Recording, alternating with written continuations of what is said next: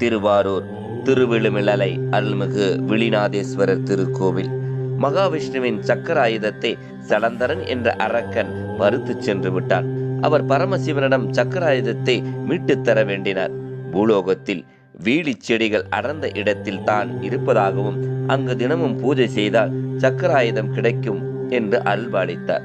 விஷ்ணுவும் இத்தலத்தில் தனது பெயரால் ஒரு தீர்த்தத்தை உண்டாக்கி அதிலிருந்து சிவனுக்கு அபிஷேகம் செய்து 1000 தாமரைகளால் ஈசனை வழிபாடு செய்து வந்தார்.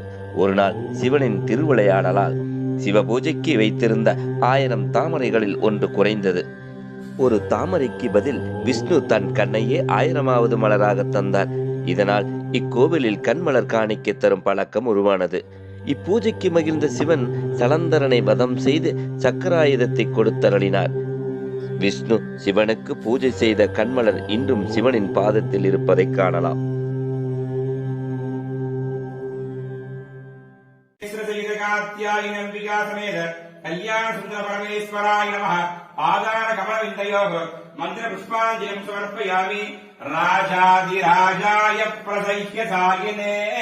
नमो वयं वैश्रवणाय कुर्महे समे कामान् कामकामाय मह्यं कामेश्वरो वै शृणोदधातु कुबेराय वैश्रवणाय महाराजाय नमः।